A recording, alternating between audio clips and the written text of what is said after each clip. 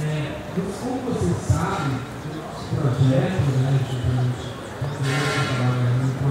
a maioria dos produtores, a gente é da faculdade de Geografia e Cartografia da UFPA, né? Então eu vou chamar aqui o professor Alan, que é nosso diretor, rapidinho, só para falar sobre essa importância também do nosso projeto, e aí a gente já complementa com a fala da Igreja do Carmo, tá bom? Bom dia. Bom dia. Então, eu sou o professor Alan, como fui apresentado, sou o diretor da Faculdade de Geografia e Cartografia, e o roteiro geoturístico faz 13 anos.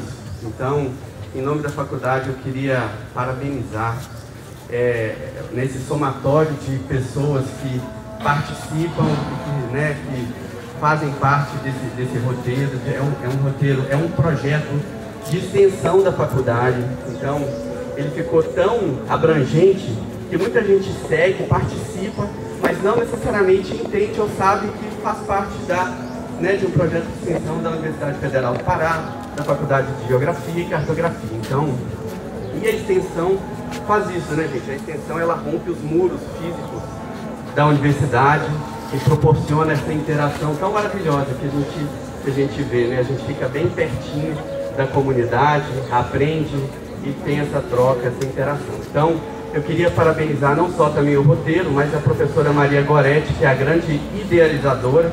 Ela não está aqui hoje, fisicamente, mas não que tenha, né? Ela está de férias, não vamos pensar o contrário. Mas ela não está, não, pelo amor de Deus, Goretti é uma grande amiga. Mas ela não está aqui com a gente agora, nesse momento, mas acabei de falar com ela, parabenizei também. E o roteiro é tão legal, tão interessante, que ele já extrapolou não só a questão geográfica de Belém, como é feito em outros municípios e até outros estados. Então, já tem esse legado. Então, não vou prolongar mais, mas agradeço toda a presença de todo mundo aqui também, né? E vamos prestigiar sempre o roteiro geoturístico e viva a universidade pública, gratuita e de qualidade, que a gente sempre tem que zelar, né?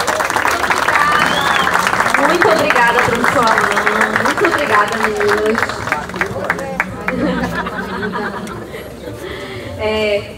O professor Alan ressaltou, né, a importância da universidade pública com ensino de qualidade. E como ele falou, o projeto do roteiro geoturístico, ele já realmente passou os muros da universidade, está fazendo parte em outros ambientes que não o município de Belém. Já tivemos roteiro em Cametá, em Coracia, Nanindeua, Mosqueiro, já tivemos roteiros em Marabá. Então, assim, é um roteiro em Tocantins, é um roteiro que a gente tem uma metodologia de pesquisa, uma metodologia de trabalho, que a gente também passa essa metodologia para quem quiser implementar um roteiro. Todo mundo aqui é capaz de fazer um roteiro no seu bairro, na sua rua, na sua comunidade. Então, querendo entrar em contato com a gente para afinar um pouco mais essa história, pode falar com a gente. Estamos de braços abertos. Vou passar aqui para o Luan, que vai falar um pouco sobre o Complexo do Carmo. Bom dia, gente. Mais uma vez. Vou ser bem direto, falar sobre a história daqui do Complexo do Carmo, vou falar da Igreja do Carmo, daqui do colégio, que foi o Colégio do Carmo, né, da gente salesiana. Vou falar aqui também na Praça do Carmo. Por fim, a gente vai seguir ali para a gente falar um pouco de uma igreja que já teve lá. Uma igreja que já teve lá, que era a Igreja do Rosário dos Homens Brancos. Então, todo esse complexo forma o Complexo do Carmo. Primeiramente, a gente está falando da Igreja do Carmo, que muitos não sabem, mas foi a primeira igreja construída de fato aqui em Belém. Ah, mas é assim, depois, porque a Igreja do Carmo foi criada antes do Bispado de Belém. Antes de se criar o Bispado que a gente conhece agora de Arquidiocese de Belém, né? Antes desse Bispado, só tinha uma capela que foi falada lá no Forte do Castelo, né? A Capela do Santo Cristo, que começou a ter uma ideia de liderança religiosa na cidade a partir de lá, mas a igreja de fato foi a partir dessa abertura da Rua do Norte, já foi falada, Piramendes, a primeira rua de Belém, e aí foi criada a Igreja do Carmo. Mas aí eu te pergunto, ela já foi construída assim? Ela sempre foi assim? Não, aqui eu acho, se eu não me engano, foi uma quarta edificação, que foi a última com o Antônio Landi já veio intervir já na década. meados do século XVIII, né, 1700. Ela foi construída em 1600 e, não me falha a memória, 1663. Me confirma a data, por favor, 1663, pelos carmelitas. A Magali, ela falou que há um conceito nessa ocupação portuguesa na Amazônia, que é você conquistar o território, explorar o território através da cruz e da espada. Na verdade, ela não falou isso no início do roteiro. Quem está no início do roteiro, eu acho que viu. Que é através das guerras, a espada e a cruz, através da catequização. E aí, as ordens missionárias, como os carmelitas, os mercedários, os jesuítas, vieram para cá justamente para colaborar, para ajudar o governo português ao que? Catequizar esses índios, né? Mas na verdade a gente sabe que era para conseguir mão de obra escravizada. A primeira mão de obra escravizada na Amazônia foi a indígena, não é verdade?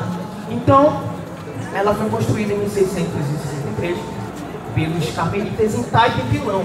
Mas o pilão é aquele material bem simples, né? Que é aquelas casinhas de barro que a gente chama, né? Taipa e pilão. Só que 10 anos depois, essa igreja ela já estava caindo aos pedaços, porque esse material é muito frágil, muito frágil. E aí ela foi derrubada, construíram de novo e foi derrubada.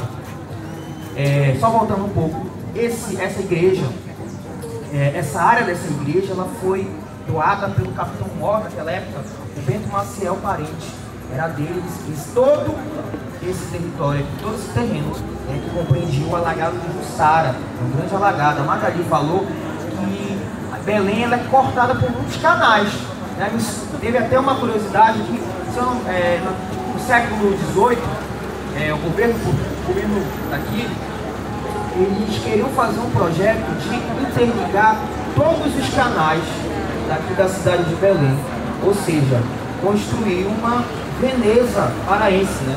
A ideia dos portugueses, quando vieram para cá, era fazer isso. Eles olhavam Belém, esse território que eles estavam expandindo, como uma Veneza paraense, entendeu? Porque era cortada por canais. E aí não deu certo, porque era muito caro, o que eles fizeram? Eles aterraram. É um grande exemplo, o Garapé do Piri, que, como foi falado, cortava, né, a cidade, entre o bairro da cidade e o bairro da Campina. Então, esse terreno era um tremendo alagado também.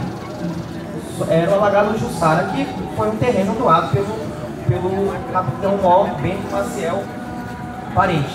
E aí a ordem missionária construiu. Aí já voltando ao século XVIII, lá na década de 60 lá do século XVIII, vem o Antônio Landi.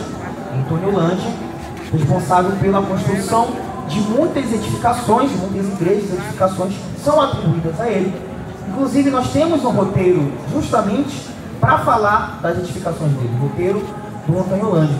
E aí ele já vai construir essa edificação, essa igreja, né? Uma igreja que ela tem uma coisa peculiar, porque ela é toda montada por pedra de Liós, né? Ela é toda montada, Liós, que é uma rocha sedimentar, um tipo de calcário, que vem lá de Portugal, né, na região de Lisboa, muito utilizada nessas edificações para lá, de casas, monumentos, e aqui também foi muito utilizada, né? Se vocês forem perceber, na Cidade Velha, se vocês andarem lá no mercado de carne Francisco Colônia, lá tem ainda peças remanescentes de pedra de Liós. E aqui eles foram montados e construíram essa igreja, né? Essa igreja, como a gente está vendo, que na sua fachada, na parte externa, ela remete ao neoclássico, né? Detalhes mais finos, mais delicados, e a parte interna, o detalhe do barroco, né? Que era o carro-chefe do Antônio Landi. O Antônio Landi, ele comungava dessas duas escolas, né? Arquitetônicas, que era o neoclássico e o barroco, né? O barroco ele é mais significado com formas grosseiras, né? O pessoal da arquitetura pode explicar melhor, tá bom?